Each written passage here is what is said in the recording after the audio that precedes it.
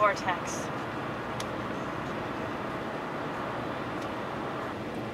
I was just thinking about how we are in spiritual warfare. And I'm sure that y'all already know that. But are you getting your Psalms on? You better be. You gotta put on the whole armor of God. And that's really the only way to defeat these motherfuckers. So I was thinking about my race and how pathetic we are. And how many of us have definitely fallen into the traps that have been laid out for us. You know, the typical one that I bitch about. Psychiatry. In case you're not familiar with this channel, if you're on psych meds, you probably won't be here for very long. Because I tend to offend people on psych meds. Probably because you call them weak. Yeah, that's true.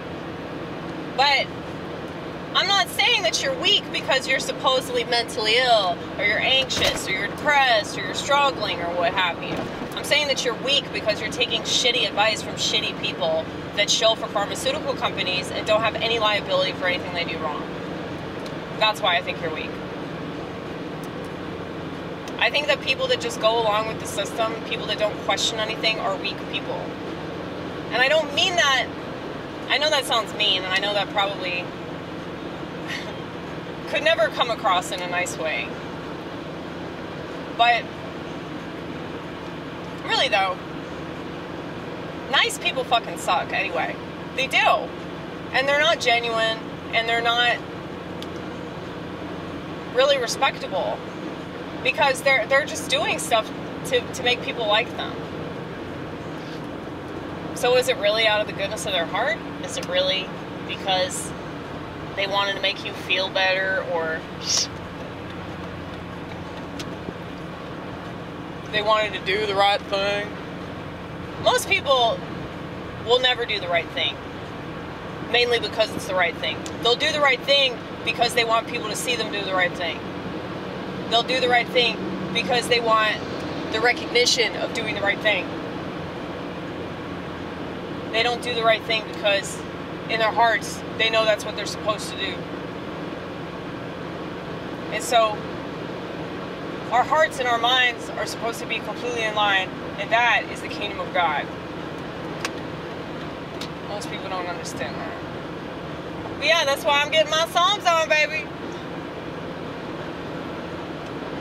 So I stress that any type of psychological malady that you have, I'm not going to say it's going to be eradicated, but it will definitely be comforted by reading the book of Psalms.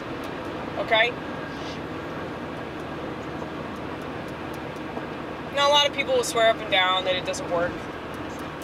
That's because they're not letting it work.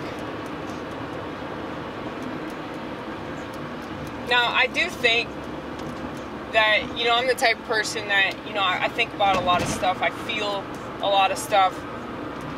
And I'm always processing things. And so, that's one of the reasons why the Bible has such a profound effect on me. Because I really absorb it. And I think about it. So, when I'm doing my job, I'll have the Bible and I'll be reading the Bible. And I'll just be thinking about a particular passage, or maybe I'll read like a proverb or something, and I'll just be thinking about it. And I'll be asking the Lord, what does this mean? And I'll just keep asking him questions. And the more that I think about it, I'll be like, oh, that's the answer.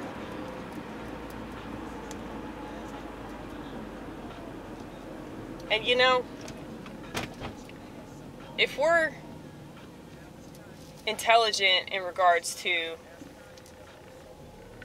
rightness, if we're intelligent in regards to, morality, then the right answer will be revealed in a very short period of time.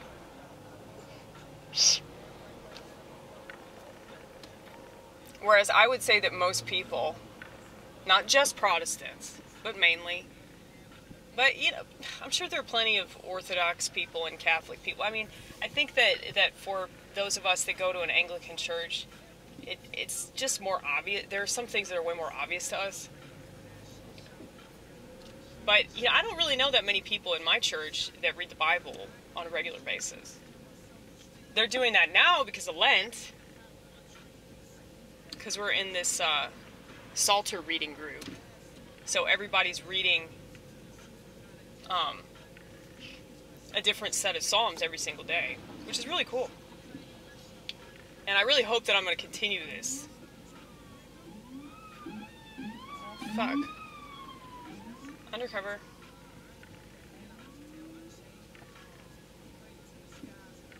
That was like the gayest siren I think I've ever heard.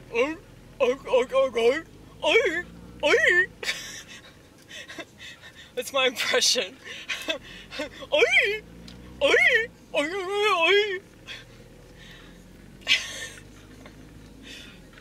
I wish that we could make our own noises, and our car would make those noises.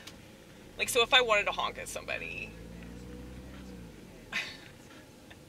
that'd be funny if it played that song, "Move, bitch, get out the way, get out the way." That'd be hilarious.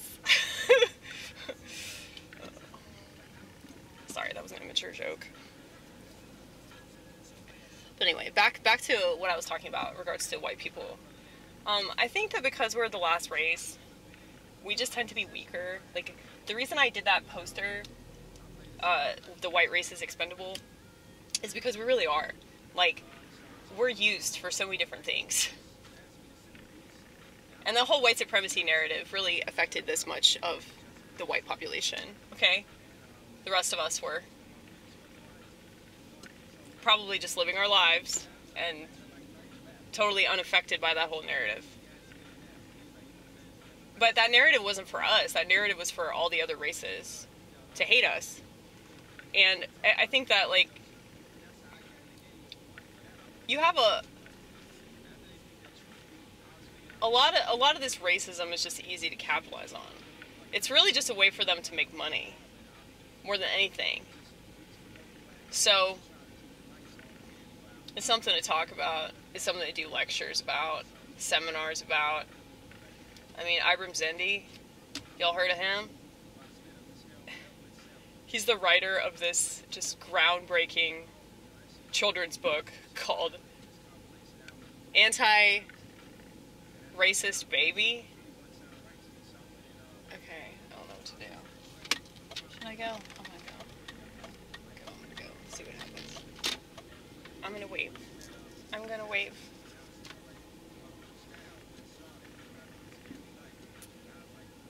I'm lucky that I'm in such a tiny car. It's really easy for me to do that.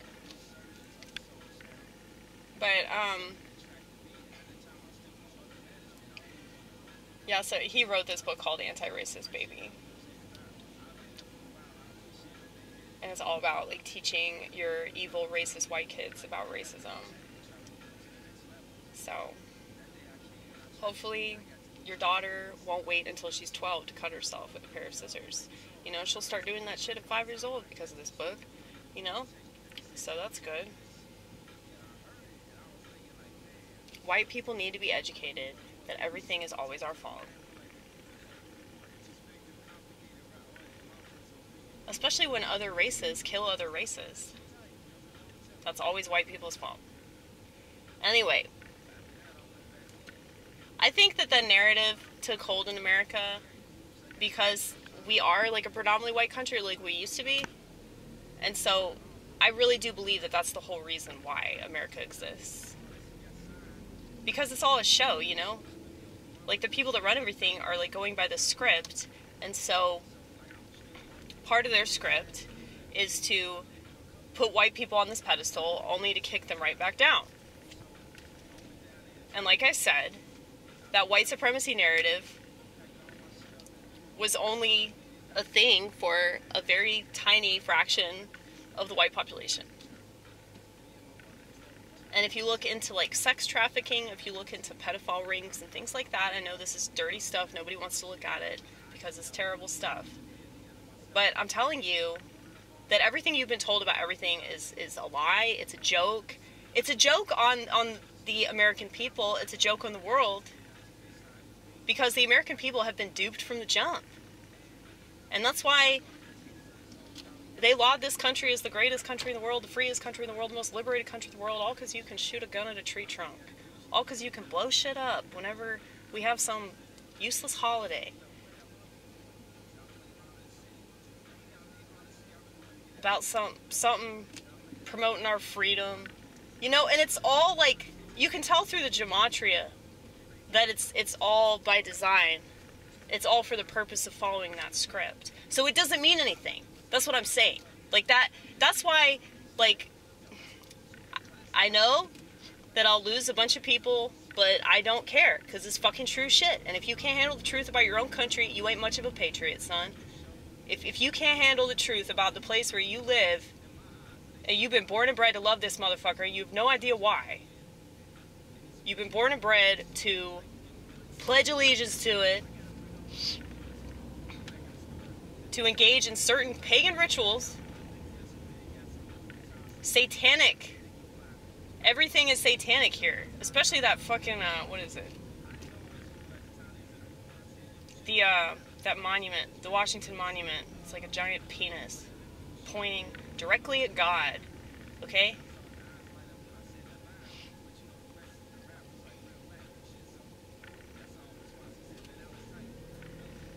Just like the Statue of Liberty. It's like everything's a fucking joke. They need to have a statue of a TV. That's what they need. They need to have a statue of a TV, a statue of a computer, and a statue of a phone. Because those are the only things that Americans care about. Okay? Oh, and a game controller. That one too. Can you imagine trying to make a monument out of that? That would be kind of cool, though. Anyway. Back to me bitching about white people. Yeah, as a race, we just don't really have much going for us. And you have, like, all these men that just constantly make excuses for women being terrible. I do not see any other race doing that. Every other race knows how to keep a bitch in line. Now, I know that if I dated other races, like, I don't want to say I'd still be in a relationship. Because I think I would have the schizophrenic problem no matter what race my boyfriend would be. But, you know, I probably wouldn't have as much trouble submitting to them. I'll tell you that. But yeah, white men, it's like a show for them. With other races, it doesn't seem to be like some exhibitionist thing. That's why I laugh at people like Andrew Tate. Because yeah, he talks good. He says a lot of stuff that's very true. But it's like when you're taking selfies in front of a motorcycle and then you want to say you're fighting the system. I just find that shit hard to believe. Especially when we won't talk about Zionism and shit. You know? So a lot of these motherfuckers are just total hypocrites. But all these people are players. They really are. We really wanted to save the country. We have to... Sorry, there's a bunch of shit going on up here. You want to see?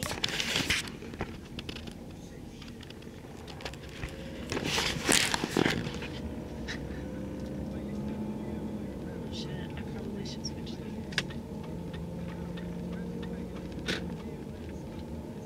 See? Oh damn. That sucks, dude. Did y'all see that? That motherfucker's transporting meth. Something. You're transporting something, dude. Because there were, like, boxes in that trunk. There were a bunch of cardboard boxes. Are boxes made out of anything but cardboard? Cardboard? Cardboard? Plastic? Plastic, metal, I don't know. You can make a box out of a lot of stuff.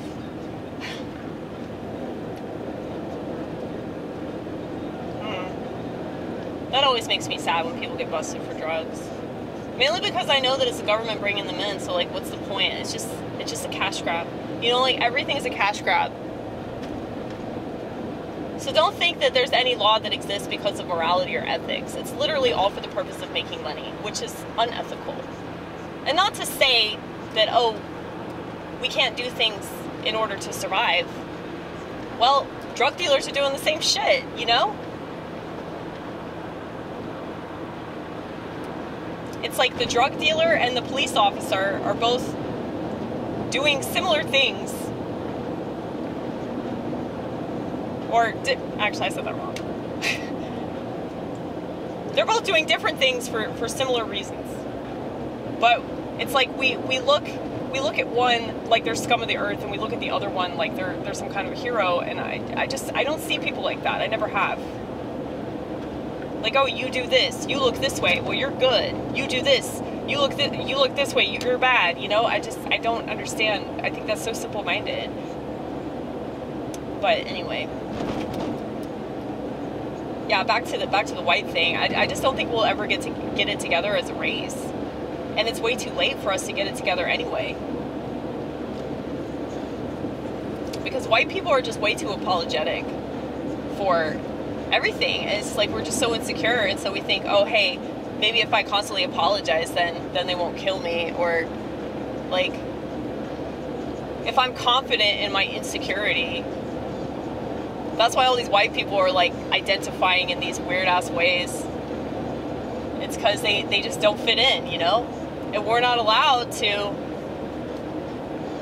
have any kind of an identity involving our skin tone. So I guess it's gotta be our genitals.